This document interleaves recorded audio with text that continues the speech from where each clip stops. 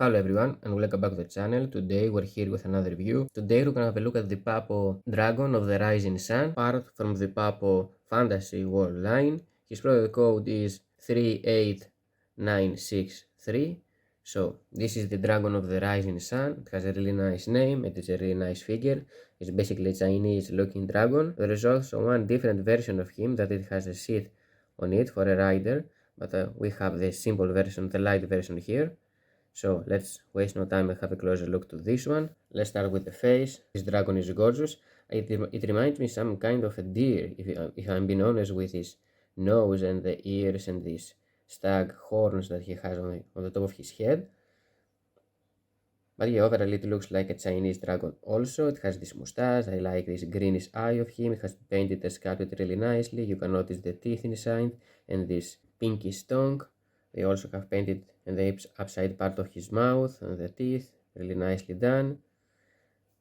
Yeah, it has some goldish spots here and there on his body to highlight the details. And this is the nose that I'm talking about. It definitely looks like a nose of a deer, I believe. And here is the other side of his face. I think the eyes also look really nice.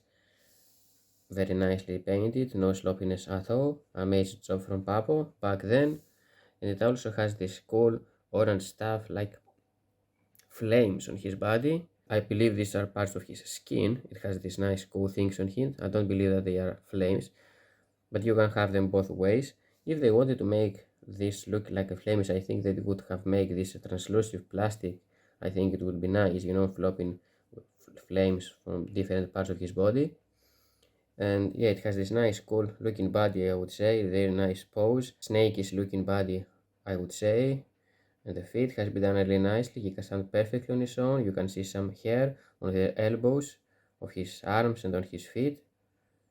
The tail also, it's very strange and really unique, I can say. These are not spikes, these are hair, as you can notice clearly. I appreciate this gold discoloration that they applied on the hair and on basically on the entire body of the figure, here and there, to make it look more naturalistic. And this is the underneath part of it. And here you can see the Papo 2010 logo made in China. The nails have this white discoloration, really interesting and really nicely looking. You can see 4 fingers to each one of his paws, 3 in the front part and 1 in the inside part of his feet.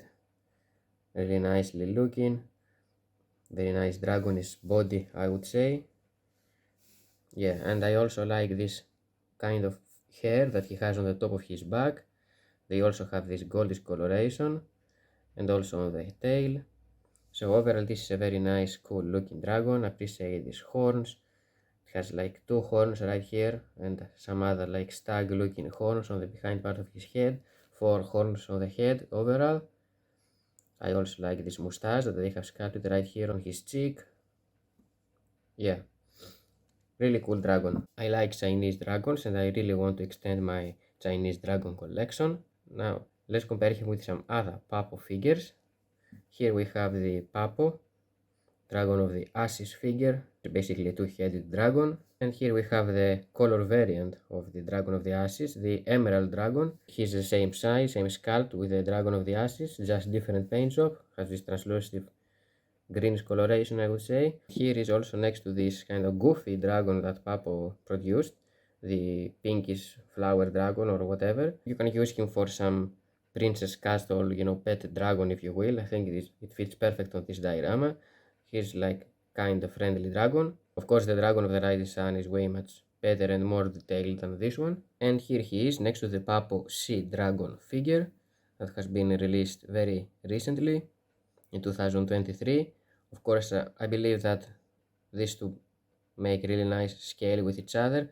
Of course, this one is a sea dragon, the other one is a Chinese dragon, basically.